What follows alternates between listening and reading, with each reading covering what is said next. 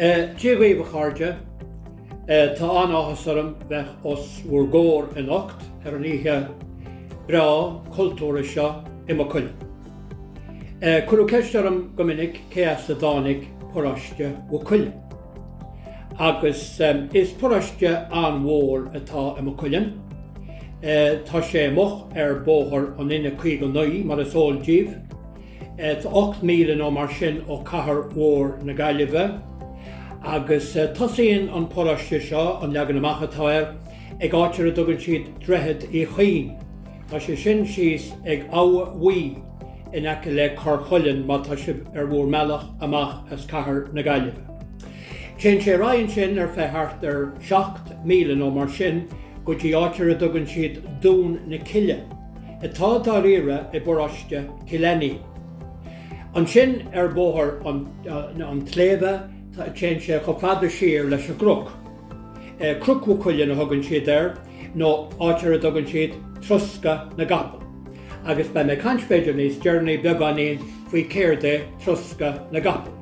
An sin bóthar Gaeilge Mhaigh Cuilinn híos dín an seo tá Gaeilge Mhaigh baile fearn agus Scoileán agus go leor Díoláin agus cén póráiste Mhaigh Cuilinn síos an sin go fada le dreithid ag learagán.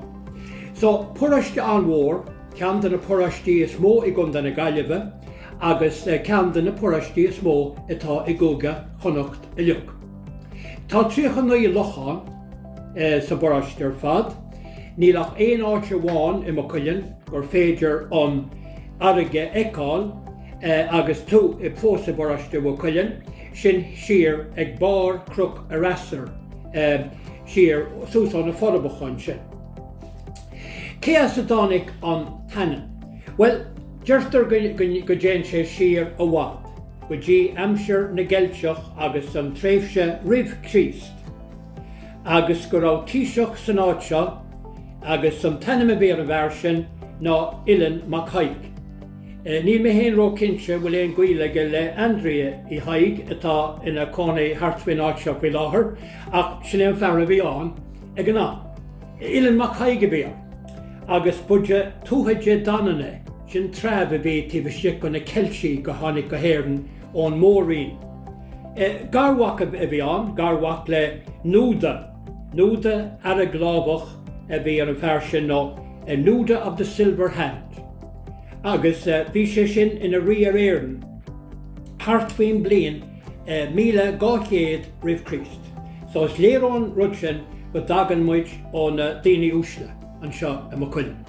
Mar go raibh rí na hÉireann go raibh sé fós I gceannas I Mhaigh Cuilinn a bhád siar san mhaid bhí muideán. Ach tá muideán leis agus tá muid a caint faoi Mhaigh Cuilinn. An fear seo bhí sé trodach, bhí sé taidach is cosúil agus ní raibh sé géirí go mbeadh aon duine á sár á tharú ar bailach ar bith. So céirtar inne sé lámháin ach go raibh tréid mór mílte aige le tíoseach eile bhí san áit sinne feardar a bhenim orpsaí nó orpsan mac eilóid. Bhí cá fíochmhar acu agus bhí ainm eile ar orpsaí ná mananán mac léir. So thuaidh sé go leor caint faoi mananán mac léir bhí cáilíocht ina fadaige agus bhí caidir bheith eile sin móraín agus le uile an bhaineann agus tugadh príomhí na Ghaeltacht ar mananán. Ach de réir na Scéalta luachas ar fad bhíonn an bua ag an luach agus sé uileann a bhua an cach mór seo. Agus cuireadh síos I lígáin. Thuaidh sibh líor faoi leachtáin lígáin cloch mór Mhaigh Cuilinn. Agus bhí an cloch sin an ar fein na blianta agus an sin íhéanna gaotha móra ar an siúlága anar 8,39 céir de tharla an cloch leagúa. Agus céir de tharla an cloch in dhé sin chuú faoi halabeh, nuair a bhí obair ar siúl san áit agus tá an cloch sin go bhfiostam tá sé cáilte. Tá 58,130 agus 30 acra I bóráiste Mhaigh Cuilinn. Cé bheith sin a deirtú? Well, cearacha 2,000,000 acra atá le Cuireadh. So tá póráiste Mhaigh Cuilinn beagnach go mór le Loch Cuireadh. Ainm eile ar an áit ná tír Ghaeltacht. Mar sean ainm a bhí ar cún na Gaeilge ná Loch Lurgan. Loch a bhíán dús a gráil siar a bhád ré na Gaeilgeachta agus nuair a doscan an loch sús an sin tí bháin rinú cúna Gaeilge. Agus an tí bhean sin bhí an áit a dugann siad loch Orpsan nó loch Curb, loch na Curbe mar a thugann siad faoi lá. Tá 76 baile fearn I Boriste Mhaigh Cuilinn. Cuideach go mór, cuideach go ambeag. Ceann na cinnis lua tá an ná Páirt Álainn, tá sé sin síos an aice le lígáin. Tá sé sin beag I gcomparáid le go leor go na cín eile. 76 dúirt me agus tá 64,000 baile fearn sa tír seo I leog. So mar sin tá go leor stair a baint le gach ceann den na bailtí fearn sin. Tá daoine go dtí an lá tá aniuán go bhfuil cáilear ó a híomh an cheol agus cuasaí pelle agus cuasaí cabhamsere agus farige agus lochbáid agus íscaireacht agus rudí mór mar sin. Léimelínsa mar a dúirt an seanachí fadá tháinig athrú. Athrú mór Poriste Mhaigh Cuilinn ón tam go raibh cantear agus tá athraithe móra I nán dúin. Níl dabhra bit faoi sin. An céad astart tííocht an seo I Mhaigh Cuilinn ná 98 sa híon. Sin é Páirt na Cuille mohann sin é an tam mílúnas 98 sa híon gáscór bliana hen a chuú tús leis an céad ceann I Mhaigh Cuilinn. Go dtí sin is títhe éonar a bhí an, ní rá a cúpla teach I Seaidhúil Mhaigh Cuilinn, garí gabhain a thug siad an áit fena blianta, tuis go raibh garí gabhain an áit a dugann siad cinál tróir nó cansú na meithíoch a bhí ag dul fáin fud na háite. Tháinig Páirt na Gaeilge sin, agus an sin tháinig astáit cail an leabháin atá in aice linn seo ná Elm Wood atá sa nursery fadó a bhí sa Scéal. An sin tá cíanna learnós Pine Grove. Enam go bra golanta agus tá Paddockán agus tá slí an trocháin an agus tá crucháin rúáin agus go leor rudaí eile fad. Tháin tagann ceithre baile fearn le chéile ag Seaidhúil Mhaigh Cuilinn. Ceithre cín san áit céanna má bíonn tú breanú léirscáil feiceann tú go bhfuil cail brúchláil tíobh do lámh cléadal sús. An sin gortaí Lachlan.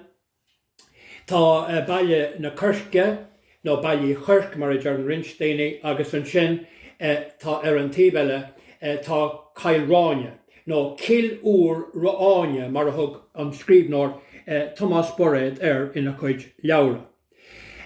Sin go leor is dóthaí faoi Mhaigh Cuilinn, má táid le ólas breise chuir leis ba fáilte ribbe sin, mar a dúirt me tá sépéal bra san áit, tá scoilní bra san áit a gail siar a bhád, tá bhí ospidéal an fadó, ospidéal beagán sin an Gorsta, bhí sé hús an sin ag bóthar an tléimhe ag áitir a dogann siad Mount St. Joseph's. Go leor rudaí go bheith tá rá, tá na taibrithe banithe, ba mé caint na taibrithe banithe agus ba mé caint na lisíní agus rudaí mar sin. Fet mé rá beidir le an písóla seo faoi Mhaigh Cuilinn ágáil má gur baróntocht a bhí Mhaigh Cuilinn freisin. Agus 8 de barónachtaí a bhí I gunda na Gaeilge, agus tá ceann Mhaigh Cuilinn an ceann is mú I leog.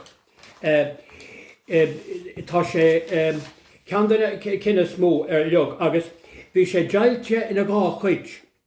Bhí gnó mór sin anime bhí mac amháin, mac an tíisi a bhí an ag an am. Tháinig an tíiseach seo Louis Gael-Bui, tháinig sé as dál gas I gunda an chlár.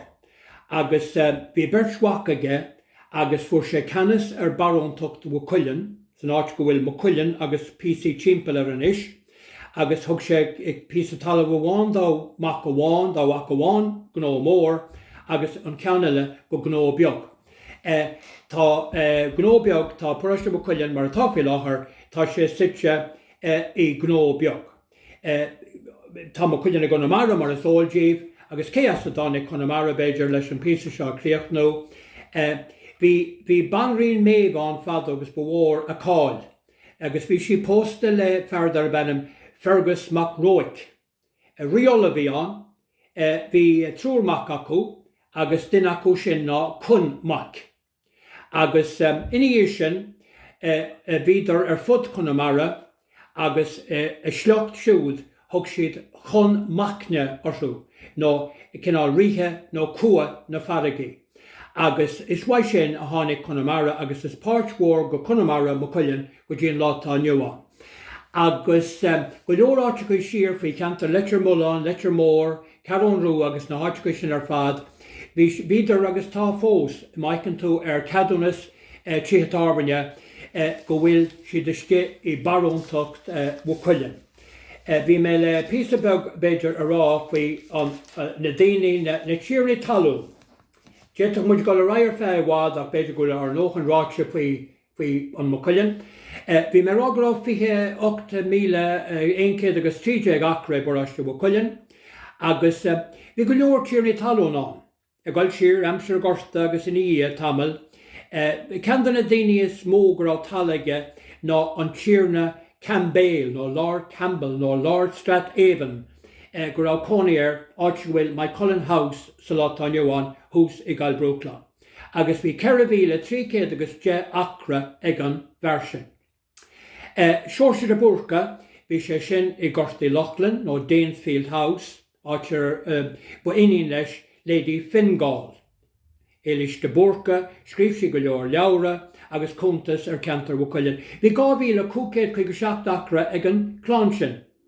Bhí Kilkelly I Drom Conga, 3,145 acre a bhí faoin na chóram siúd. Micheál de Brún, bhí sé hí sa dúraí. Ní rá sé sin a cinál ina tíorna talún sách beag. Ní rá annach harta 200 acre. Bhí clóníomh, clóndíomh áit gur deir siad go rá níomh páric fadó. Bhí William Gregory an sin, agus sin fearcéile le Lady Gregory gúil bant mórraí leis an Anglo-Irish Revival, agus litríocht agus Cool Park agus na rudis sin ar fad. Bhí os 100,000 acre sin. Bhí Martin I Gaeilgeach agus Adragúil, bhí na flachartaí siar in aice liomhéin ar a grúpáin áit go bhfuil teach grúpáin faoi láthair. Anton ó Flaherty, bhí sé na feisire I Parliament hasanna 847 go dtí 857 agus tá daoine muintere an leis go fóg. Cantar an tléimhe ní rá an talar ó bhathán ag an am sin bhí sé sa tíobh garbh agus thóg an Law Life Assurance sellh ar sin.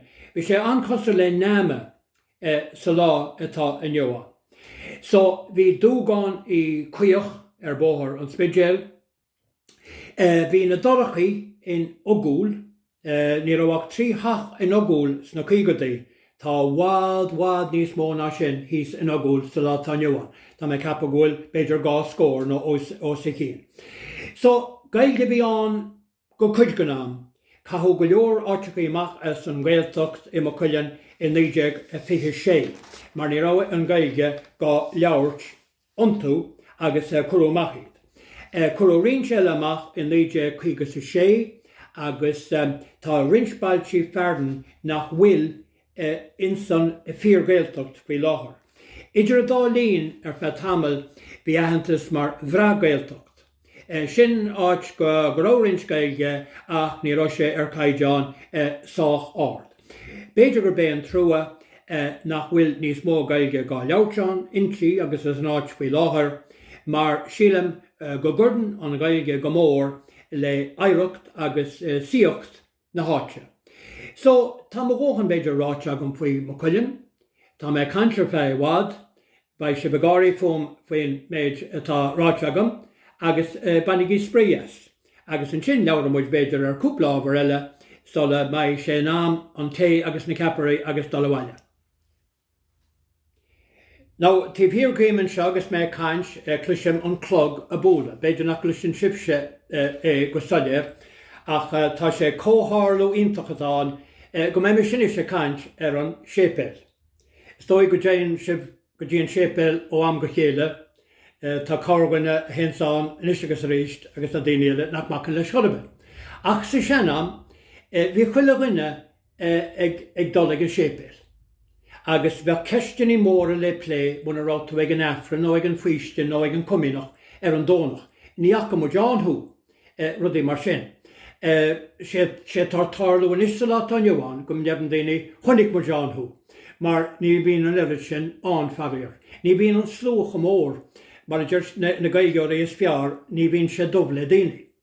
Ach bhí cúpla sépéil agan agus tá cean an álainn agan fós.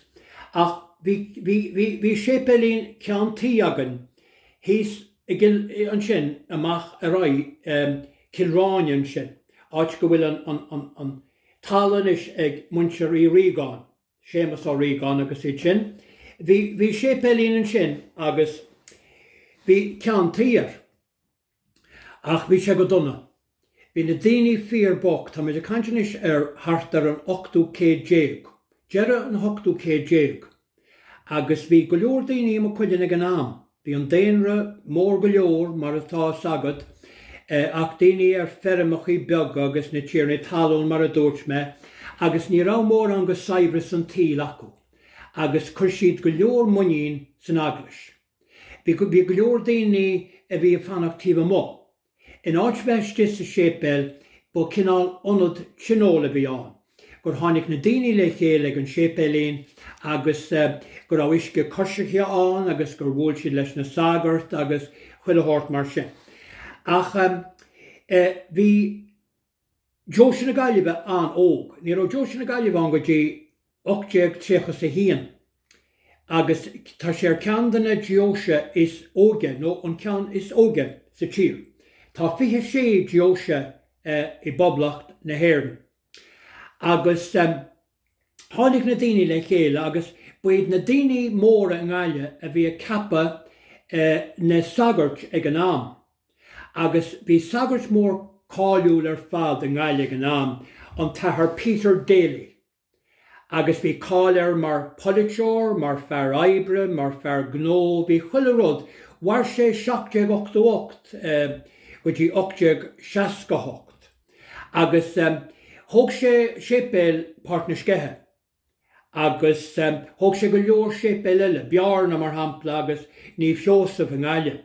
Agus bhí sé creas go mór den locht políteachta Sasanna, mar bhí sé dul saol. Agus a géirí rudaí mar bhí muid faoi Séamus na Sasanach ag an am. So thu an tathair Gaeilge Mhaigh Cuilinn thart ar 826 agus bhí an sépéilín go donna agus bheirta sé nach rá sé seo atáirt aitheantas nó grá de dhé, nó donna daoine agus bheirta sé sépéil a thógáil.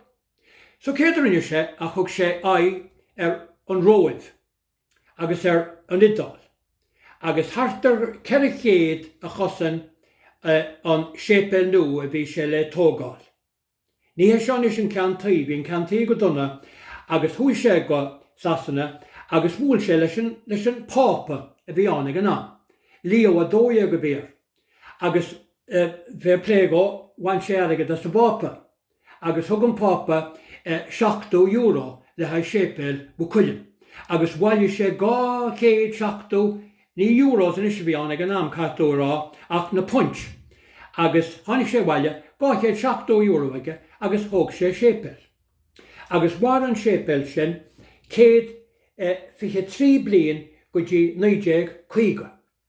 Agus go leor gan obair a rinneú é go Jonach ar an sean sépéil.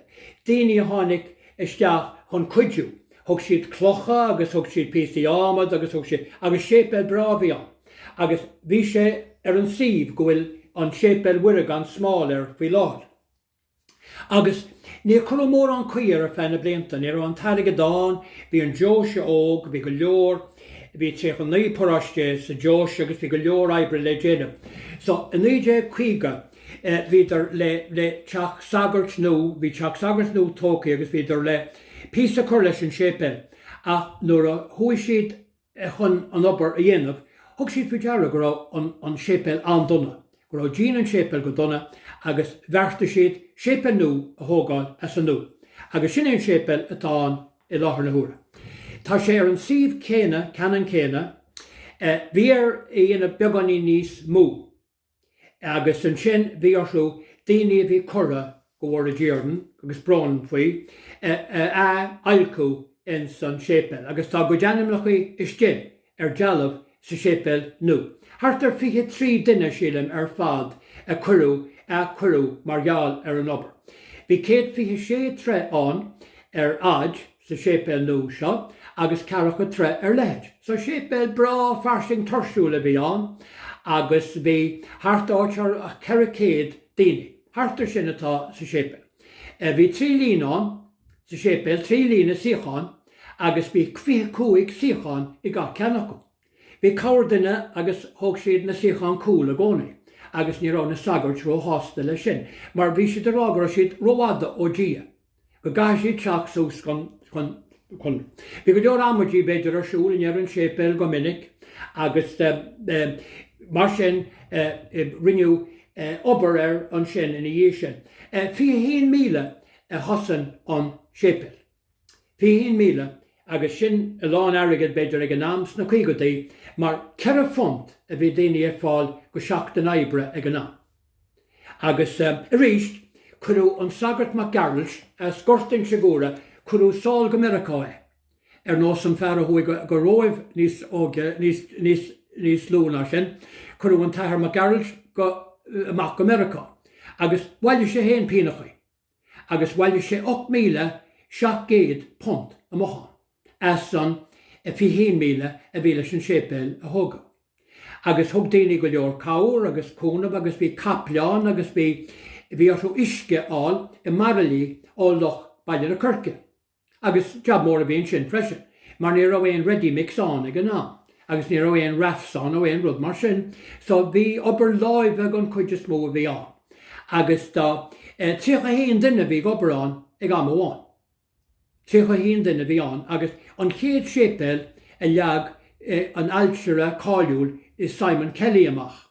Sé an céad sépel agus bhí cáilir Simon Kelly tá sé básaínis, agus George O'Connor a bhí mar cléirech Eibreán. George O'Connor a Scaile, agus an Efig O'Chelle nó an muir a bhí an, nó Merton Connolly. Sin uncle le Catherine agus Coleis agus iad sin, atá go hálan agus go híntaach fós ag gahar na Gaeilge ba siad sásta go rúis me sin fú. So bhí Merton in méire ar Gaeilge 9-8 go dtí 8-8, agus tógún sépel agus go bhistam tá beirt go na daoine a d'oibre ar an sépel tá siad beo I gcónaí. Leagún buncloch an sépel ar an dónach an 7 lá go fiabhra 9-2, agus lá mór a bhí an. Tháinig an taspa go maith agus dúirte go gaithe sibh an tarigad is go hort don sépel, agus bhí airgad gá maiú freisin ag an am le haid ardaglis na Gaeilge. Agus bhí beganín cuiblinse in sin, an meach siad a tuairt an scéaling nó an leachrán gon sépel, nó an meach sé dul go dtí an easpa. Agus ar bhealach heasta an easpa go dúirfaí an airgad gon dácheannach acu, ach bhí an meas móige ar an ardaglis. So ní rá daoine Mhaigh Cuilinn rá hásta beidir go ráhrú gan na sépel héin íoc agus a dolisteach go Gaeilge.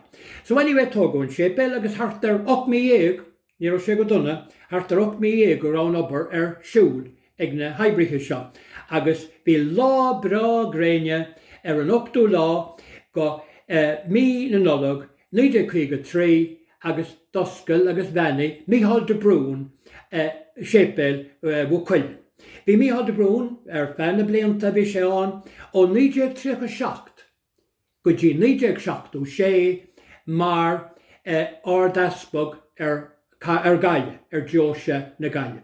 Agus dúirt sé gur mór an rud a bhí déanta acu. Tógadh cúpla pictiúr, bhí cúpla camera thart, agus bhuilis agat nach bhecin banner be insna na greengraffaní seo. Is fear mór agus cótaí mór agus hataí osú is mó atá. So beidir go léiríonn sé sin nach é neonáné gur tugadh cinál dream láimhe go na mná san aglis. Tá siad de cansearúnis go gaith siad bheithena ina sagart agus tásúlagan go bheicem mór an lá go mbeidh. Ach ní rá siad mór an insna pictiúr ar an lá. Sagart sé bhí an agus éadaí dómharthú agus ní mar bhí an lá gréine go háil. Piach siad amach an 8 lá go mína nolog, mar gheall go raibh 84 a ghlacú leis an cinál an creide a bhain leis an muireadh an smáil, an Immaculate Conception. Céad bliain roimh sin a ghlacú leis an teagas nó an doctrine tá tíobh hir go. Agus an chéadáit Mhaigh Cuilinn gur rinneadh seola an Marian year. Agus sin fá go bhfuil go leor Marians. Bhí cúpla Marian I mar rangsan or bhí mé gal scail, agus bhí mé an ráideo well tá saban gur rugú sibse a 1954, mar sin an Marian year mar bhí an. Agus tá na Marians an gcónaí. Agus an sépel a dar go má, rinneadh córawer le Tamil, chuú gá sépel an in 1988. 87-88, nuair a bhí an taspa go caithesaí an seo, agus scoilís a rinne an tam an tamsin. Ní an doctor scoilínise ach scoilí as an Cúisleán Gearr. Siad a rinne an obair an sépel nuair a chuú písa leis, agus chuú sépelín léis deáin cúl, agus banú mac na rálaí mar a bhí in san sean sépel. Agus in sin cúpla bliain ó hen, chuú chuí a ríist an sépel, thart a cúpla bliain ó hen, rinneadh obair an Jean agus an áit timpeall an sépel, agus tásúlnis go maraigh an sépel níos fuide beidir ná mar a maraigh chuideagaine. Ach caiisibh coineáil a Gaeil ag an sépel, mar tá sé go tábhachtach sin I Scéal Mhaigh Cuilinn mar a sóiltíb, agus bíon daoine a fear muna bhfuil sibáin nó nachhfuil. Tá chuileáin in isisio a caint go mbeidh Gaeilge cúchta I Mhaigh Cuilinn agus sa Ghaeltacht timpeall go mbeidh an aimsir an dorcha an gíbrise. Mar níl an brós lagan agus níl éon ólagan agus níl éon mónagan agus níl éon solas lagan. So bei sé dal siar go dtí na sean léhananta, go raibh cuine acu agus tinoscailte agus rudaí gon cináise. Bhí me caint an sépel ar báil agus bhuiile sagad tháinig an letrachas go Mhaigh Cuilinn sa bliain 1950. Agus bhí sé gaibrú sách maith ach ní raibh letrachas sé chuile ghuine. Ní raibh sé ach hartar an tráidhhail agus I cúpla bail eile. Níor tháinig sé sin go dtí na seascadaí scéal a bhí an. Agus bhí siad ag obair an sépel a géirí bheith glán agus néit agus chuilerod go Naspog agus na mór Oíche an lá sin in 1953. Agus céir do hála an trónáis roimh sin ach ná hep na sailse. Ní raibh éon letrachas iste a bhí siad a baint úsáid as an solas a bhí tíomh mó a géirí go mbeadh siad in am breanú isteach agus cinál an áite bheith go híntach go cuairt an Naspog an lá mór. Sé máirt an toptú lá go nulach, right? So an rud a hála ná bhí orthú céir daonas muid inis. Ní raibh éon ready céir de hiúrann tú bhar an na battery seo, ní raibh siad ar fáil go héasca, right? Ever ready. Ach bhí cúpla duine a cheap go raibh siad héin ever ready, agus bhí cá acu. Agus chuir siad na carnaí, na cúpla cáir bhí Mhaigh Cuilinn ag an am, chuir siad an cáir tíobh mo go doras an sépel. Agus chuir siad na sailse sin isteach sa sépel go bheiceadís céir de bhí a tarlaháin. Right? Ná bhí sagart an freisin nar bhaile an dorchadas, mar dúirt siad go gaithú tarlaíonn rudaí eisteacha sa dorchadas. Agus bhí siad rá go minic gur nar ceart gomach éon rud sa sépel in dorchadas na Oíche. Agus bhíoh siad gáil thart de brenn daoine a bhí beidir a cuairteacht. Agus na sagart a géirí iad seola bhaile. So éon os, thar an lámór agus d'oibre na sailse agus thuí an lámór a raibh I gceart. Ach chuile sépel ag an am, bhí clog. Is de sean sépel bhí clog go minic an Jean nó sús cinál an áiléir, agus nó nach raibh úradóir ag daoine nó clog. Beidir an an rá nó barúil macú cén tam go lá bhí an nuair a bhí siad ar an bortach nó súsan san Guardian nó ag obair go crua. Bhí siad an rá go bhfuil sé hartar 3 clog anis, mar tá sé 3 uair a clig ó hen ó búlú fáilte an Engel nó an Angelus. Agus hála a go raibh an clog I Mhaigh Cuilinn sa sean sépel a bhí mé rá. Bhí sé ar tíobh de lá bh deise go isteach. Agus rinneadh sábháil nuair a bhí siad a tógáil an séipéal nó. Agus ní raibh sé in áit go dtí na nuichad é ríist. Agus cuireadh an clog, ná beidir nach bhaca sibh sé fós, ach ba sé bhán éáil de dána se hagan nuair atá sé bheith an dul isteag an eafran agus sib faoi brú, tá sé ar taobh de lábh cléáil isteach inis. Agus tá fráma bra timpeair. Agus sé sin siar go dtí 862. Míúil 862, 160 bliain ó hen, ag cuireadh an clog sin le chéile. Agus ceann na cólachtaí mór a bhí an éireann ag an am ná Sheridan's i Mhaile Cuilinn. Bhí Pierces of Wexford le haid na céachtaí agus na uirlisí talúna, ach bhí na Sheridan's le haid na bells seo, na clogíní mór, agus détá clog mór a thuirtear. Agus cuireadh sé in san luchad é ar taobh de lábh cléanais i dul isteach sa séipéal. Agus ceaptaí réidir gur a dhéantacha, gur á chuid gon sean rud a reis, gur á céad agus 60 bliain caite beagnach ó bhí sé go dtí an lá an Johan ó bhí an clog sin á. Tá sé bhí faoin álainn as an clog sin. Agus daoine dal thar an clog go minic bhí cinál fasisiún acu nó nós acu an clog a bhúla. Agus bhí go leor daoine bhí a plé le caple agus le cinál nós John Lydon mar hampla bhí ironworks aige ag chur crúte ar capal agus rud mar sin gawa a bhí an. Bhí go leor gawa nó blacksmiths i Cuilinn fena blianta. A cean na daoine nó duine daoine is mó bhí an á John Lydon. Agus fairplay go John bhar mór puráiste bhí an, bhása sé debliain ó hen agus rinne sé an fráma. So tá sé sin le feiceáil acu nuair a bheith sé ag dul ag an eafran mar bhfuil brú mór a bhí ba sé bhán an clog eáil. Agus bhfuil is agad go raibh beidir nach bhaca sibh an clog seo ach bhí mis cant le ben óg dehúil a gahanna seachtainna. Mar a bhíon go minic inis, bhí me cant leis na mná dehúil seo go minic, agus bhí sé ráidem gur íban lehí an clog sin. Go manin sé na nómédaí brónach as an lá nó recinn sí an clog. Nílas agan cé chun maithe sí bheith sé inis beidir agus sé clog ar maidin dá mólach an clog ach maithe lá an le. Chun sí fáil sin na hengel, na nengel agus na níb rib an clog sin. So tá súlag mo gine sibse an rud céile. Now in san córá bra seo bhí agan a gahanna seachtainna, ní rá sé gceiste agan mór an a rá faoi scoileanna nó ein rud mar sin. Sin le haid lá cultúra eile a maihan seo má táid ar fad beo agus le chéile. Ach an céad scoile tógiú an óisina Gaeilge freisin tarlíonn sé go rá sé i Cuilinn. San áit díreach atá scoil uire faoi láir. Agus an tathair de blácha Francis Xavier Blake a thug an tarigid gun scoil sin a thógáil. Agus 834 tá dealamh san taobh na huaíonn sin an taobh na relige gur osclaíonn scoil sin, fosclaíonn scoil sin sa bblion 834. An chéad scoil a tógiú i Oíche nó na Gaeilge. Bhí mé rá cinál gur tógiú an Oíche sa bblion 834.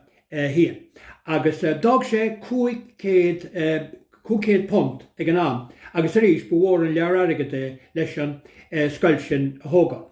Agus bhí sé úsáidení sin mar hala pobl go dtí 1967.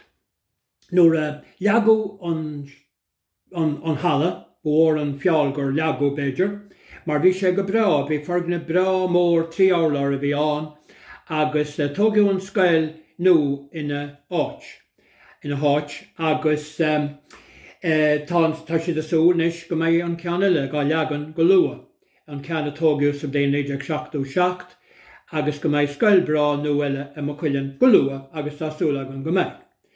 Bhí mé rá gur óradí go maith ó thaobh an séipéal agus daoine freistal ar an séipéal agus ar an reilg agus ar an clog agus go le rud. A beidir freisin go gahamid smaoineh go rá ócáidí brónacha go maith sa boráiste. Agus Tá mé smaoine beidir na lisíní, leabhair daoine liomsa go minic cábhail na lisíní seo.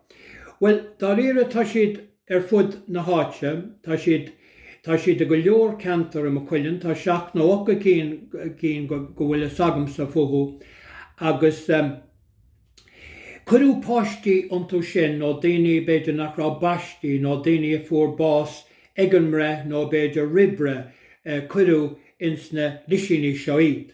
Tá siad teoran go minic, clocha timpeall arsú, beidir crán na fás, beidir sceach geal in Aicileo, agus cuireadh na gasúr seo I norachadas na híche, mar cinál droch rud a bhí an go raibh sé tarlú. Ra brón an chlán agus bíon cinál náid arsú go raibh leithéide tarlú, agus cuireadh na leanaí seo. I chuile paraiste, bhí siad a chuile paraiste ag an am. Agus tá siad fud mar a dúirt mé, tá siad go leor áiticha I Mhaigh Cuilinn, tá siad súsa gile góla mar hampla, agus tá ceanna glónif, agus tá úmh na báistí glónif, agus tá an cealt ar hírs na cúlachaí, agus tá lisí na báistí cilach legeán, síos neice le talachaí chaim. Níl an tú faoi láthair just cadagracha. Tá sé go leor gon seandram tá cinál básaínis go raibh leithéid an. Ach go leor beidir gon dram nó ní higann siad go bhfuil leithéid an, agus beidir gur ceart aitheanta sa thabhairt donna thuainní seo. Tá cúpla dáin jazz atá scríb agus beidir go léamh me ceann amháin go luath. Na nós na eile bhí an dá meach páiste ag ben. Ní bhí na páiste ag na fearfós ar énos, ach seans go mbeidh beidir amachchan seo do réir mar atá rudaí a tarlú.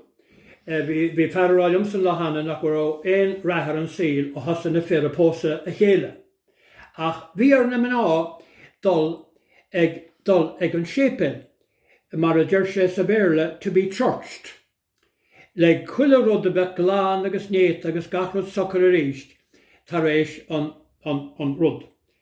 A bheith an leanana bheith ar an saol agus gachrod a dul a raig go bra agus postnatal care a dul a raig amach agus na budéil a go a raig amach agus chuile rud a go amach. A bhí ar teacht ag an séipin. Now bhí na sagart géir go leor go meach siad I teacht an. Agus thuaigh an ben sé an séipil lámháin agus is cosúil go raibh clifa pelle ar an radio. Agus go raibh níos mó spéis ag an sagart sa clifa pelle ag an am. Go raibh sé le hí teacht a ríist. Agus dúirt siad I never went back and he never came after me after that. So bhíodh sé sin fíor nó bréagach tá sí ráilm gur hála sé sin.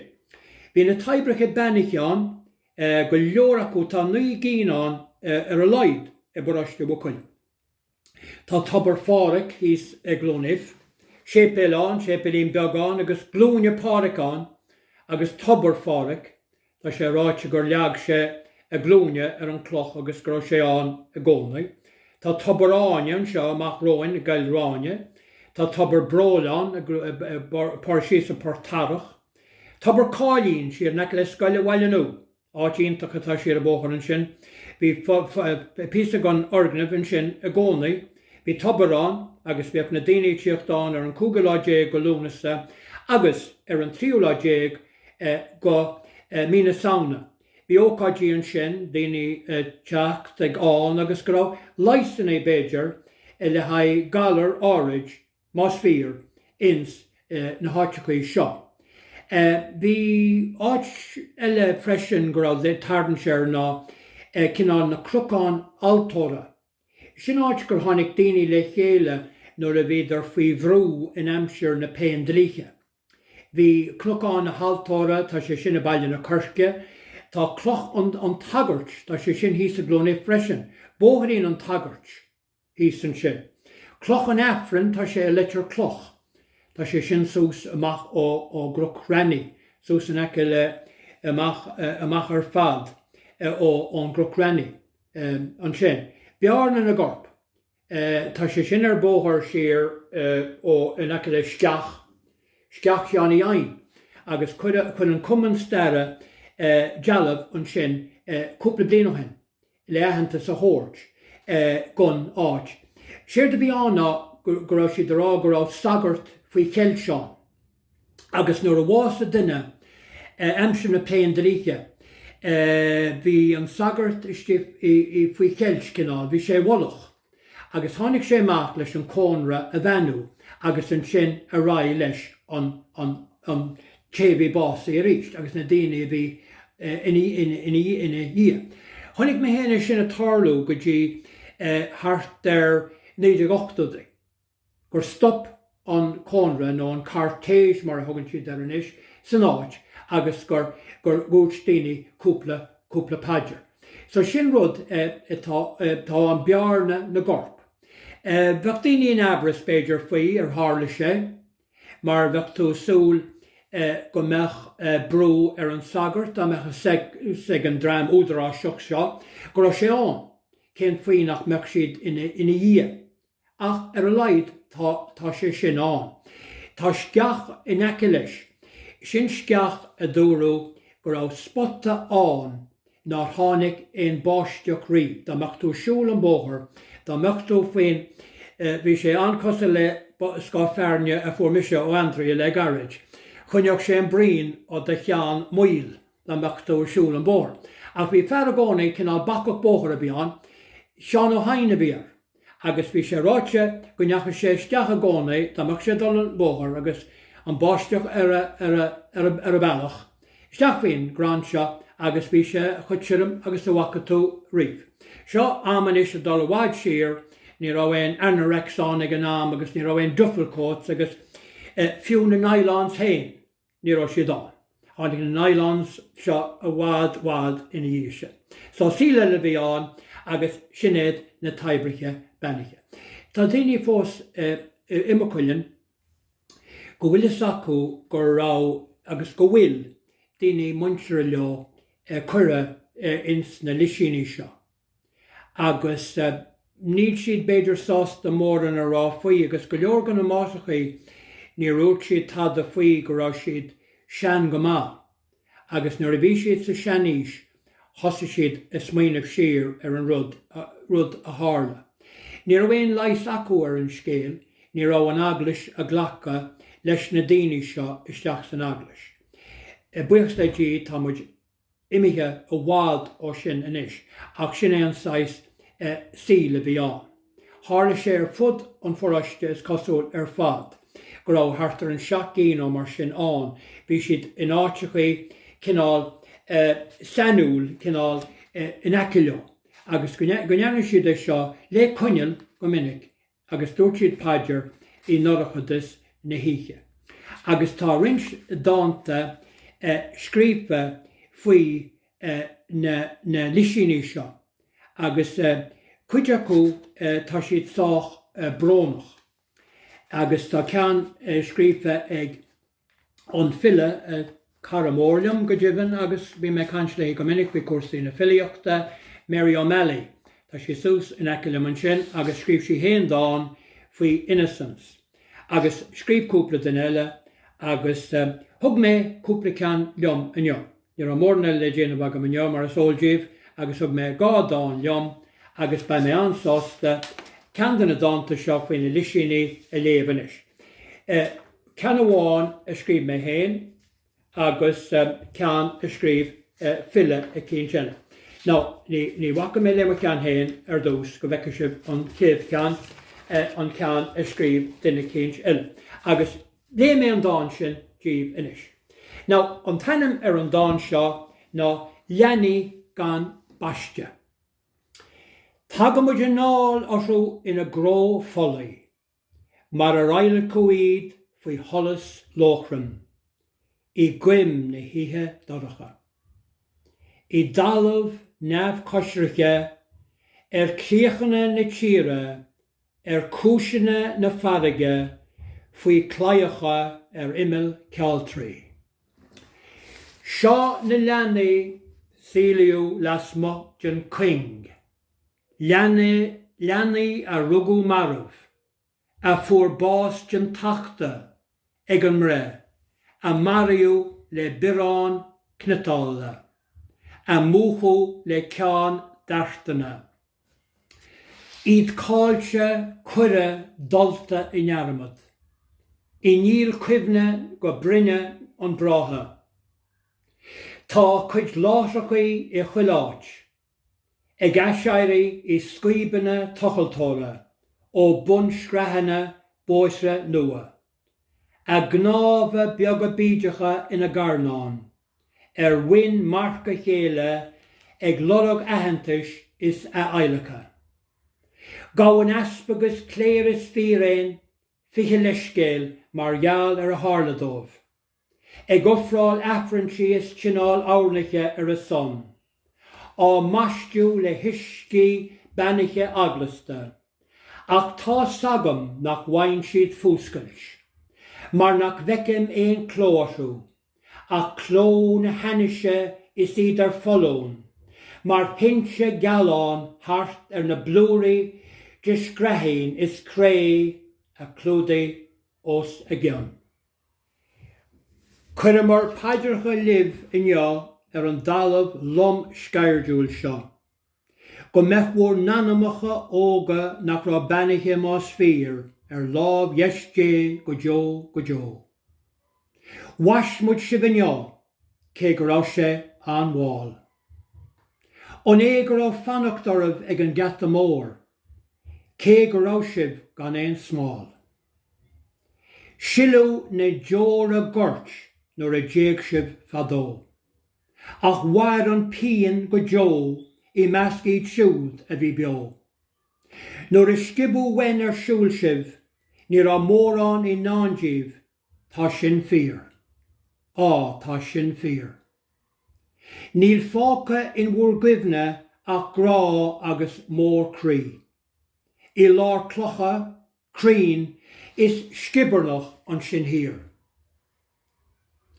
Seo a bhí leag amach don a níán gan peacha, gan smáil, is gan orcáid faoin spéir. Níl an sin fácaí a cnámh a beaga is na cuimhní cín. I ngort I bhádán sépéil, sibh ceilte cos clai. Ach súl go mbeadh marc do dhaoine fós le hacht, I lár clocha, crín is scibarnach an sin hir. Ach inniu, héis na blianta tá cuimhní orthu fós. Ag súil le dí go bhfuil sibh leis na hangel agus na níomh I ngáirdín, gréine, páras an sin hús. Cuir mar paidircha libh inniu an ócáid bheannacha seo. Bhí síocháin, bhí súbhnas, bhí sólás le fáil amach ón slua. Is mór crí go bhfuil sibh I gcuimhne I meas pobal le grá is mór trua. Ach, in mór nimicht, lean brón is síl an crua. An dáin seo is dáin a scríb mé héin, agus fuair mé an smaoineamh I Ghabháin margheall an méid cainte bhí faoin lisisiní, agus go raibh mé láthair lámháin híos dúsceart na Gaillimhe go raibh ócáid de leithid ar siúil, agus gur lé fear a bhí híos an sin gur lé sé dáin I méarla, agus tháinig mé héana bhhail agus dúirt mé gur an smaoineamh I mar cheann, agus gur wahan rud é béidir an dáin sin a scríb. Ná cha mé rá gur thug mé an smaoineamh ón bhar seo, leabhar mé leis sin sin, agus dúirt sé an mór na rud céine is atá atarlú Mhaigh Cuilinn agus do bráistile, agus chuir mé an rud sin le chéile. Agus ní mé com an dáin eile, an dáin comú dúirt mé ribh sin, cha mé antas a thorst gan cailín scríb, Deirdre Brennan a scríb an dáin sin. Féhhadan sin tá muidir caint ar an sépéil agus an clog agus scailíní agus deoisi agus scoile rud mar sin, ach bháin na sagart. Agus thar na blianta bhí go leor sagart agus séplaoí Mhaigh Cuilinn. Tá chuile go inis a caint san Synod Pathway faoin aibetá acu ó híomh sagart a fháil. Mar hampla im líon seo ní acha ach beirt isteach I manút le dul le sagartóireacht. Beirt as an tír a leog, beirt macla. So chuige bliana hen an lá céine thuí céad chuige isteach. Tá na sagart a fáil sean, níl siad an agus caiith sé go mbeidh áit níos mó ag na mná mar a bhí muidir rá agus ag daoine eile a bheits tuairt lámh cúnta sna blianta atá amach roin. Ach bhí an tálinn a gatha na blianta tá mé héin gáil siar le fada agus ana go mar rinseá sagart a bhí an seo ach a goile bhhaid siar bhí sagart a gcónaí i Mhaigh Cuilinn. Bhí go minic bhí séaplaoiní agan freisin na sin nuair a bhí go leor sagart ar fáil. Siar san 8 bhí an tathair Paul an seo. POWELL agus sin poles a dúir siad of the Four Corners in Galway. Bhí Gaeilge sin leis an dream sin, leis poles of the Four Corners, go bhuna áraníd ó hús. Tá an sline pós amach in ára. Agus bhí cónaíar na sagart an tam sin sús i Mount St. Joseph's, sús i Gaeltacht, áit go raibh mé rá go raibh an ospidéal fibris in Oíche, sús an sin. But is leis na McKiernans an áit sin inis.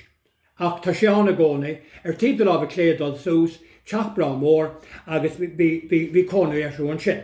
Bhí cónaí a rinn sagart freisin ar feadh wad hir i Barc na Bhí, i Deerfield, sin in Hampshire an Ghaeltacht, cúpla míle siar ó an áit go raibh muid a caint ar báil faoi bearna na Gorp. Bhí teach na sagart hir an sin.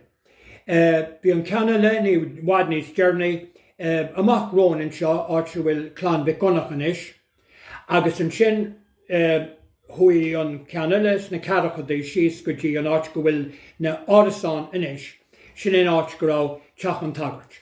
Agus ó 1993 cheappa go bhfuil sé bhád ach tá teach nó sagart agan le beagnach 3 bliain. Sin in áit go bhfuil an tathair Michael agus ina chónaí faoi láthair. So sin iad mar a dúir siad na presbyteries a bhí i Boriste Mhaigh Cuilinn thar na blianta. Bhí me cant faoin tathair Paul a bhí an i 785 agus tambal in Oíche, hartar nam sin a rénos. Bhí me cant faoin tathair a Xavier Blake, sin éon fear a thug an targad, agus a thug an scoil, agus bhí áit an le 500 gasúr. Sin a bhí geismaní ar mór an scoil ní an, ach ní raibh siad sin an gcónaí ag an am, mar bhí sé deacairteach ag scoil, ach sin a bhí geist. An sin bhí an tathair déalaí thart an seo, bhí an tathair déalaí an ins na 8 agus Stráidhfuil Mhaigh Cuilinn ag an am is hí stairiúil san áit bhfuil an bheith an baile bhí sé ag an am sin. Mar ní raibh an crosmhóthar an ag an am, ní raibh bóthar an spidéal an go dtí 8 So tá an Stráidhfuil nó i gcompra leis an póráiste ar fad. Tháinig an ceithre baile feardan le chéile mar a lúme ar báil i mo chuid cainte. So sin é an tathair déalaí, bhí cónaí ar sin in síos in Albano Cottage, áit go bhfuil muintir dabair inis i Barc na Dor nó i Barc na Scéalta. Agus bhí sé a gcónaí tuairt anran sin gona daoine a bhí tín agus go raibh an galar arsú agus go raibh ocras arsú in Hampshire an Ghaeltacht mhór. Bhí an tathair French an seo, rib an Ghaeltacht mhór, tathair Edward French, bhí sé an ar feadh 8 mbliana agus fuair sé héan galar an fearbocht. Ní raibh sin seo a 8 mbliana agus sagart anmhaithe bhí an deir siad, a chuidir le daoine ach fuair sé fibris agus caiiliúe. Ní raibh éon leis ar an fibris seo ag an am mar bhí go leor galar i dul thart ag an am. Bhí an tathair ó Faoin, 8 caracha go dtí 8 caracha 8. Bhása sé sin agus ní raibh sé caracha 8 bliain d'aois an sagart feithí seo. As uachtar áirde ó óchas, áit an gard an áit go raibh duine go aspa na Gaillimhe an Dr. O'Donnell.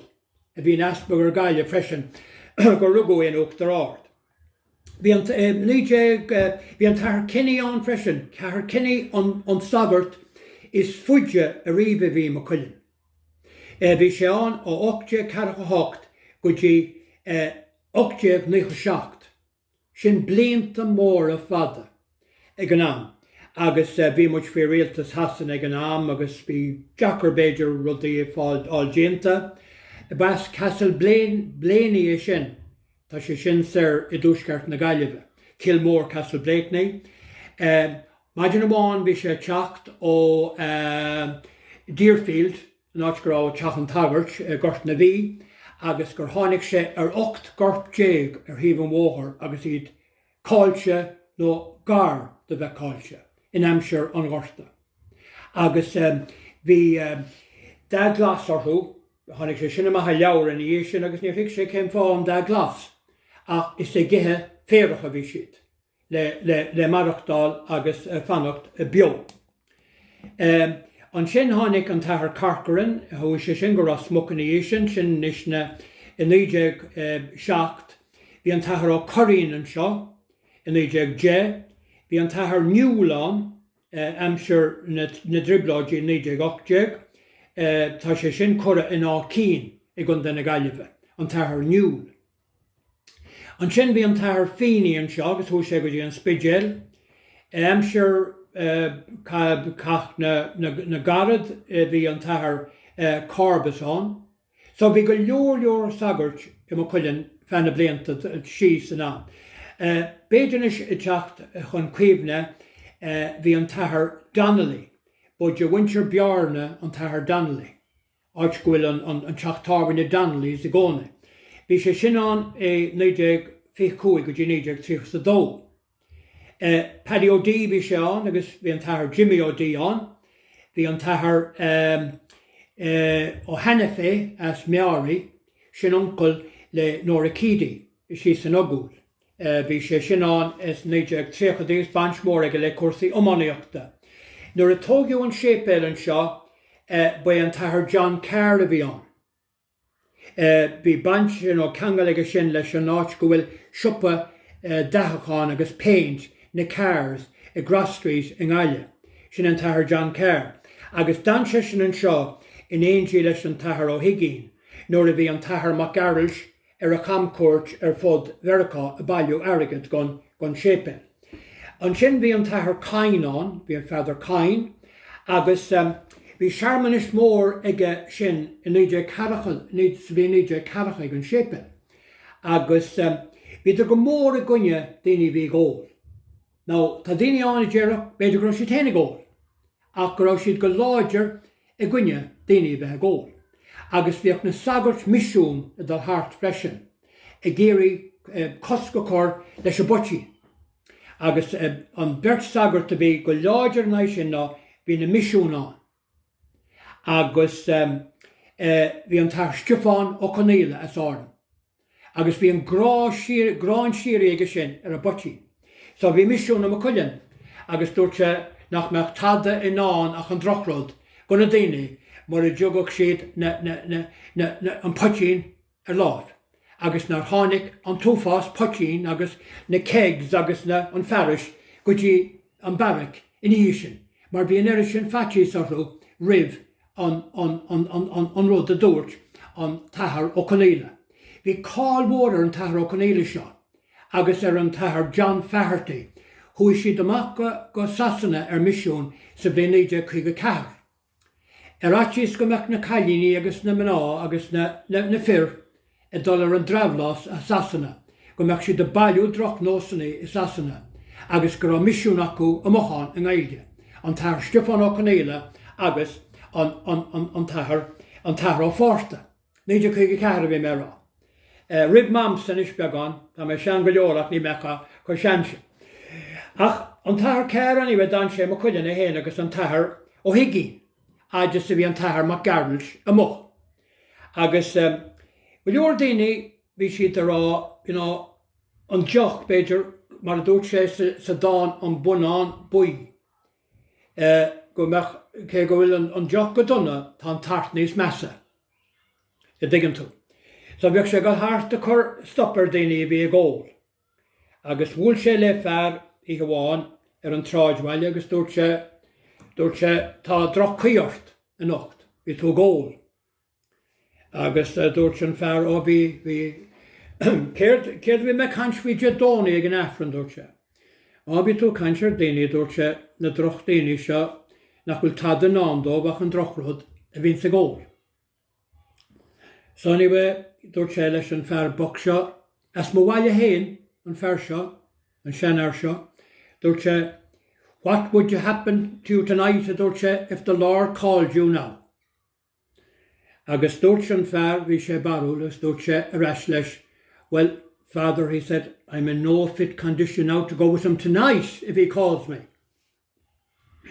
So, stop sé mar sin.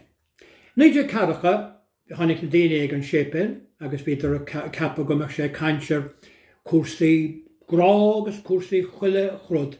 A céir dúirt sé le Mhaigh Cuilinn sa bliain níidir caracha ach gur ceart go na fearóga dul sa coga. An beirt sagart, an tathair ceir, a bhíonn seo ó 1939 mar sagart poráiste, tháinig an tathair Mac Gaeilge an sin in 1966, dúirt sé gur ceart dóibh dul a treid. Gur gomach nád as ógus, cinál cúil síos dóibh in Oíche muna meach siad a treid sa coga. So anyway, huain rud a rai agus bhí an tathair Ócáin, hu sé siús go dtí áitear a dogann siad srothal i gunda uio. Agus mar sé pís amachchan sin an tathair Tom Cain. Father Higgins tá sé sin lúte agam agus an tathair Mac Gaeilge. Tháinig an tagart George Quinn. Bhí sé an seo tar éis an tathair Mac Gaeilge go raibh go leor oibre déanta ag an tathair Mac Gaeilge. Is sé ó híb tógáil an sépil agus na clipí agus an pobal ar fad. Bhuas sé go hóg tathair Mac Gaeilge. Agus tháinig an canónach George Quinn in Oíche. Agus bhí sé sin an go dtí 19 ó 66 go dtí 7 sa híon. Bas á Cín, Inse Quinn, in aice le á Cín gon sagart George Quinn. Agus an sin tháinig an tathair Alfie ó Halloran, bhí sé sin an go dtí 19 sin é bhí an nuair a tógiú an scoil, bhí me canseir scoil uire. An sin in Oíche sin tháinig an tathair Macanarcany, Macanarcany bas éirscuir an Gaeilge go, agus hu sé sin síos go is tíán in Oíche, bhí sé sin an ó 19 go dtí 19 sa híon. Agus an sin bhí an tathair ó Milcíran an seo, 1993, tháinig sé rasfuí ó. Bhí an eiri sin tóraige ar an áit gur tháinig sé rasfuí ó. Agus an tathair Clinton atá beo fós agus go maith híos i gunda an chlár, an tathair Colm Clinton. Bhí an tathair Robert Thompson an seo, ísánach a bhí an, agus bhí sé go leor oibre an seo, agus tá sé básaí in isreis an tathair Robert Thompson. John O'Donoghue, ana bhaga mar an tathair O'Donoghue, bhí me go minic a cant leis, fille bhí an, falsóna bhí an, chuilead a bhí an, duine iontach a bhí an, agus bhuas sé in Oíche 52 is a bhíon 2008, an tathair John O'Donoghue. Tá sé deacar a chuid scríbneoireachta a léamh, mar tá sé chu dain sin nach chu deban sin, falsúntaach a baint leis, meas mór aige ar an mordan ag an den chlár, mar bas cantar na modaí móra i dúsgart an chlár an tathair John O'Donoghue. An sin tháinig an tathair Fáil a bhí an seo, an tathair Fáil bhí sé an seár fena blianta, agus rinne sé scona haibre. Ní léon dabhta faoi sin, agus leabhar sé faoi cuasaí pell agus leabhar sé chuileród a bhí atarlú, bhí sé sásta sé le léamh amach ón altar. Agus bhí idíige í amháin a glábháin gur ceart go mbeadh na baistin na báistí mar chuid go nefrin. Agus hála sé, agus tá agam an céad duine, in mé rá leithí a gcónaí an céad duine gur hála an rud seodí gur baistiúí i lár an nefrin. A bhí sin sús tíobh an tépéil agus dúirt sé liomsa, tis gone to hell dúirt sé. It's becoming more like Glyn Row every day. So sin é an measa bhí aige ar an baiste a bhí atarlú i Mhaigh Cuilinn. So tá mar síos go dtí an tathair Mhaigh Cuilinn, agus tá Mhaigh Cuilinn an seo le scór bliain inis. Agus tá sé ina hagart le 2 scór bliain, áirní ó bhéh sa bliain 19 sa 2 i gcoláiste páric i nuair le Céile, agus bhí sé mar riarthóir in Oíche na Gaillimhe ar feadh 2 bliain ó 19 agus sa 6. So sin iad chuid go na sagart bhí agan. Is dóigh gur cuiban libh cuideachú agus cuideile beidir gur thula sibh mhór sean muintir a caint orthú agus an obair a bhí ar siúil acu. A mhór bhí siad mar banisteoirí ins na scoileanna freisin, mar níor tháinig na bord banisteochta go dtí 1975. So bhí an sagart a gcónaí bhí obair mhór agus bhí 5 scoile Mhaigh Cuilinn. So bhí orthú beag na chuile seachtain freastal ar na scoileanna. Agus fáil amach an rá siad a rá na paidracha Somália. So thuí an tathair Stiofán Hart nuair a bhí sé anseo leis na misiún, thu sé Hart ar ban I Gabháin agus goróid sé, dúirt sé, I notice that you're Séamus, your husband isn't coming to the mission. Agus bhí sé breanú agus dúirt sé, well, Father, she said, I put a stop to that. And he said, why? Have you given up the religion? No, she said, but he's fond of the pint, she said, and it isn't easy to have the money for a few pints every night he goes over. So I stopped him from going to the mission. He just haven't cared the Harlan Oíche. Ach sinné an tathair Stiofán ó Coníla. Cáil mhór in Éireann agus I Sasanna. Agus sinné an rocht a chuir sé ar drám Mhaigh Cuilinn leis an poitín.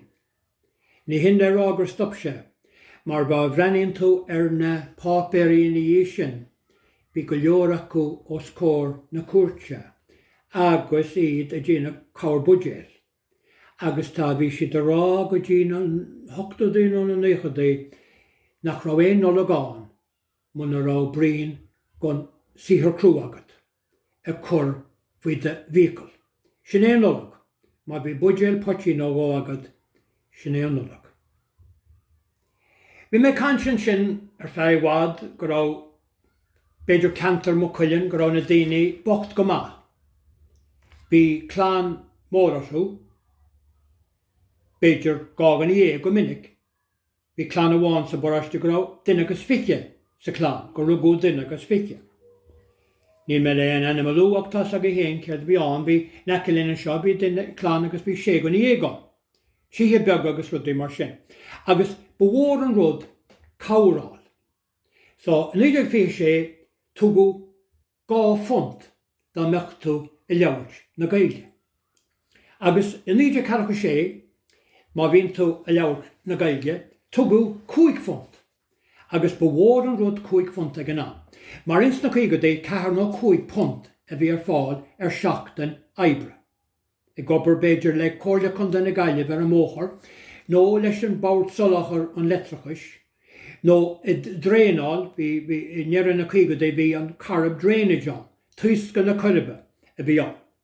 So ba mhór an rud an 5 punt nó an 2 punt ád. Bhí tú ar win na muice. Nílas agam céim chuí ar bhar an Gaeilge Oíche, ach cinse bhí an Gaeilge gá leabhart ar feadh an cúpla lá sin gur tháinig na cigeirí thart. Mar bhí gach rud go donna Somália muna mbeadh an 5 punt agad, agus tháinig sé roimh na nullag. Rud eile tháinig gur nuair a tháinig dibiléire isteach agus bhí go leor meastig daoine ar dibiléire. Right, ó hí bhisce agus bóis agus go rud. Ach an 1932 don chéadúr a riomh tháinig fina fáil I gcuacht. Agus dúirt dibiléire go dúireadh sé leacrún, 2.6 a dúirt sé for every child born. Agus ba mhór an rud é sin. Right. So ní raibh éon pleanáil clunne an ag an am, nó na health clinics nó éon rud mar sin. So mar a dúir Éimeann Kelly fada off they went and enjoyed themselves. Right. So seo éon dáin, ní me sin is scríb an dáin seo, átar unknown idir sé, agus formise é seo ó seanna ar eile. Ach nílas agam dar ire cé cuma. But tá mé sásta é lé, mar ceapan go bhfuil sé beganín barúd, faoin leacrón agus mar a hála. Tá sibh sin is rá golánta le rá gur á meastagaí ar an half crown, ach nuair a bhí bhór sean muintirán, bí a lán meas ar an 2 funt agus ar an half crown. Okay. So, introduction of the half crown hugan fersha agus filáitiúla bhí an. In the year 1932, de Valera entered the Dáil. He said that this land was too large for us all. He passed this act and they all signed it down. To every babe born he would fork out a half-crown. I was a young single man and tired of our life. One night I went out in search of a wife. I married a widow and I soon settled down to do my whole endeavour to make that half-crown. The job wasn't easy, as many men know. The first night I started, I ne'er slept a wink. And my wife, she keeps at me and calls me an old clown, saying I'm done nothing but nothing to make a half-crown. Since the blooming thing started, I'm nearly half dead. The other night I broke down all the springs in the old bed. And the wife, she keeps at me and teasing me and saying me she will drown if I don't do something soon to make the half-crown. Now I resemble a half-hungry goose. Every bone in my body half broken and bloody loose. And the neighbours do pass me by and say with a frown, 'Twill be the cause of his death, that bloomin' half-crown. Now all the you young men and women, you've heard what I've said. Make sure of your wife before taking her to bed.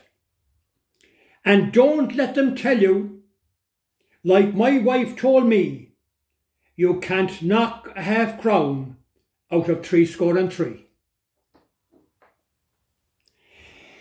Now, mar a dúirt fearlumm sa lámháin agus bhí sé amach 88 a dúirt a bhí sé ag an am, and dúirt sé, I'm not old, he said, but I've lived a long time.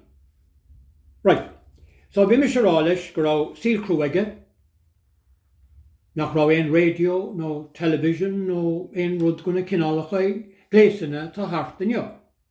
Ach fós war sé. So bhí me smaoinemh gon lá mór agus an ihe mór atá nochtán, bhí me rá go mo dheas an rud an pís scríbneoireacht a bhí canned gona na sean leabhra archives faoi We Are Survivors. Agus nílas agam mar ríist an duine Joyce Gibson a scríbe seo as chun dé limní agus tá mé tortahantas dí agus seo mara héinse. We were born before TV, before penicillin, polio shots, frozen food, Xerox, contact lenses, videos, and the pill. We were before radar, credit cards, split atoms, laser beams, ballpoint pens, dishwashers, tumble dryers, electric blankets, air conditioners, drip dry clothes, and before men walked on the moon. We got married first and then we lived together. Now how quaint can you be? We thought fast food was what you ate in Lent. A Big Mac was an oversized raincoat. And a crumpet we had for tea. We existed before this new idea of house husbands, stay-at-home husbands, stay-away husbands. Computer dating and sheltered accommodation was where you waited for a bus on a wet night. We were before daycare centres, group homes, disposable nappies. We never heard of FM radio, tape discs, artificial hearts. We didn't know had we a heart at all. Word processors. Our young men wearing earrings for their night out. For us, time sharing meant being together. A chip was a piece of wood or an old fried potato. Hardware meant nuts and bolts. Software wasn't a word at all. Before 1940, made in Japan meant a old junk. The term making out referred to how you did in your exams. A stud was something that fastened the collar of your shirt for Sunday. And going all the way meant nothing else but staying on the double-decker bus to the last terminal.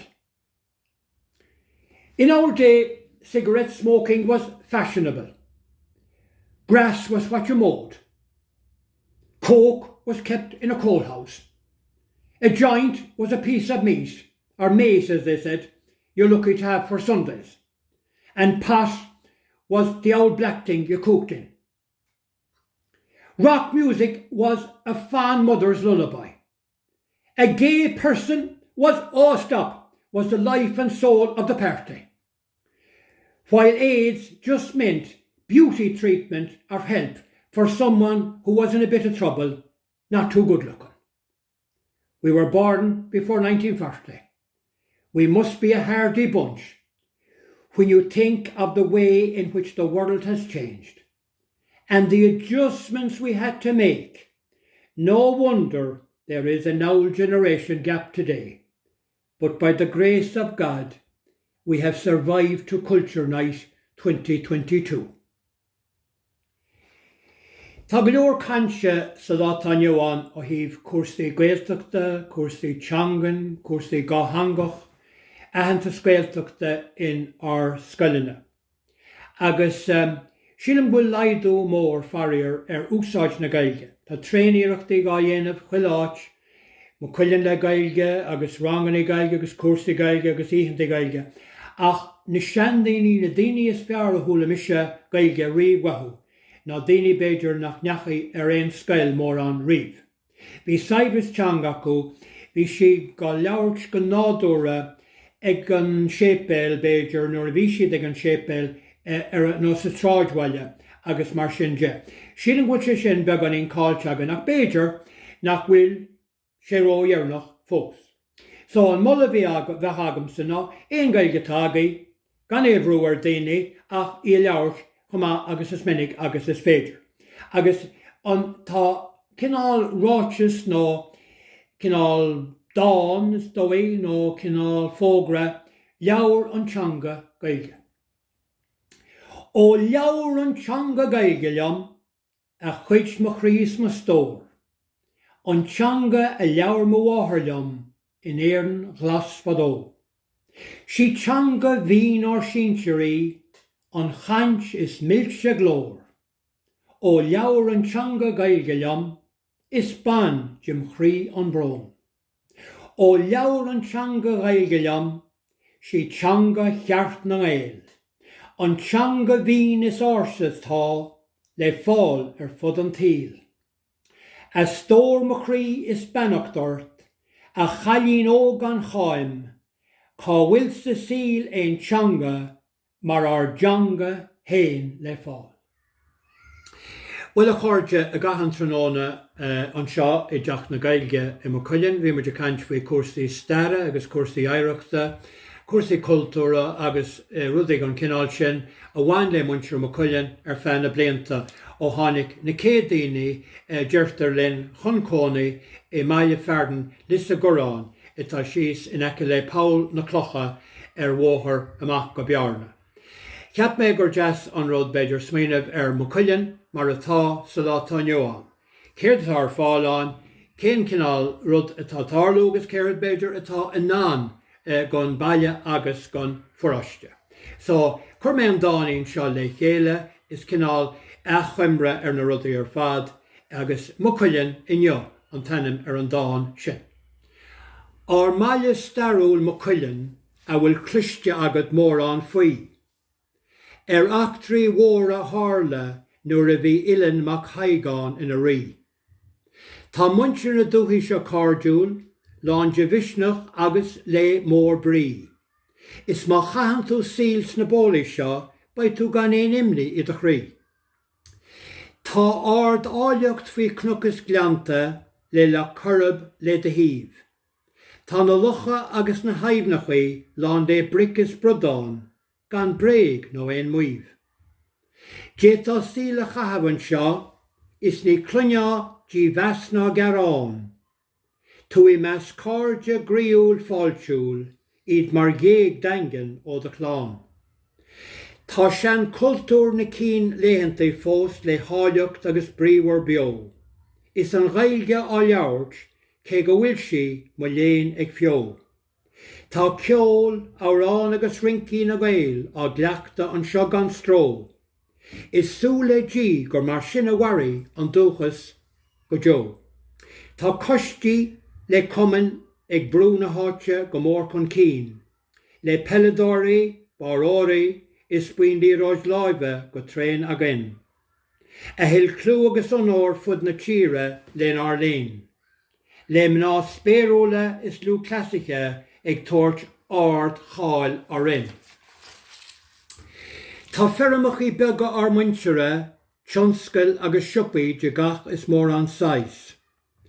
Is breisig fás go léthúil atá I mór feabhs. Tá scoilíní is naonra ag bláthú agus ag fás. Is níl buil ná anrá go bheicear pobal ag fáil báis. Nuair a chasan an seanaís leat ba ard fáil tírót le sonas. Is tú I grílár cáirde san áras tuc I mílú ar éon donas. Leis na hárán na Scéalta le yoga agus bingo, ní bhaid éon sim I gúnas. A thóg agus ísta sáte I síl lem ord fiúntais. I mrín stairiúil na bhleathirtaí bhí trácht ar an luach ruaí. Scoláire ar aus agus é ar an gantar seo mar rí. Scoláireacht fólam is ard léinn fácadún ina dhia. Is marí a mór cháils na dúchaí I ngach de slí. Is an scéal ar fár is go paitiantain I róirís stóraí. Sna blianta móra seo a snáb hardan bhí údar agus fili agus án. Bhí údar is fili án. Ag scuile sihir is ardólas gan cur asta éon dlí.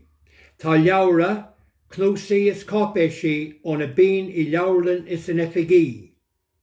Mar an cháildún mór an cháildún Mhaigh Cuilinn cho cumasach is a bhí. Nuair a tíbhíonn fáméirí an bhaile seo is mór an fónarsú fannacht dán. Le fáilte crí is de cárdas níl cáildómh weim imimecht ar seachrán. Tá daoine ilse ón bhranc, ón Afric ón Chapán is an Ghaeltacht, ar mhóthar le heise chéile le fuinneamh agus mór críonacht. Nuair a Chilinn ar daoine mór himpeall san Oíche, cloistear caint bín agus tréin córá I ngach Uillinn.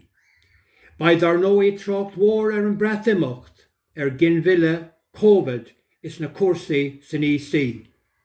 Ach iad ag dul siar a bhaile by spirit mostly in agree. Tá cíimse farsing ráiteam ach go leor fós le riamh, ar an áilleacht in ar dtimpeall mar bhí ag ar muintir a riamh. Tá ólas Scéalta is stair go gachfar fós a scríb, de glúnse ó Mhaigh Cuilinn nar tháinig go fóil cos locha nó slíb. By chultúir ile á scapa ó gachaile híomh, ach súil gur ar sean éireacht Mhaigh Cuilinn a bhronfar an chríomh. Fannig I dílis is dangan don muintir sin nar chur dúchas fíorálinn a riamh go leatíomh. Sin é mo chuid, tá súlagam nach níor aon duine gur Oíche mhór bra seafóide agan. Tá súlagam gur bhain sibh tanmheas agus go mbeidh sibh a caint faoi agus ag smaoineamh ar an oíche seo go cheannahád. Cá mé rá ar dús nach rá mé leis an oíche seo a chur le chéile.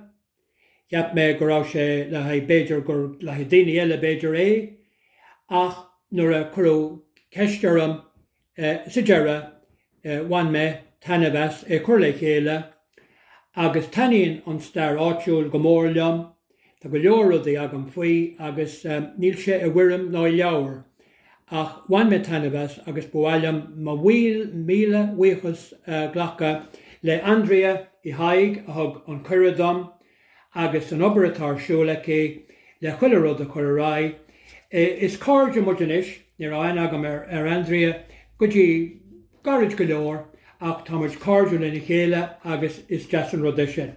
Is brán rud é go bhfuil ar leid cáirde a bháin sa cuairt agam. Gur míle maithagaí.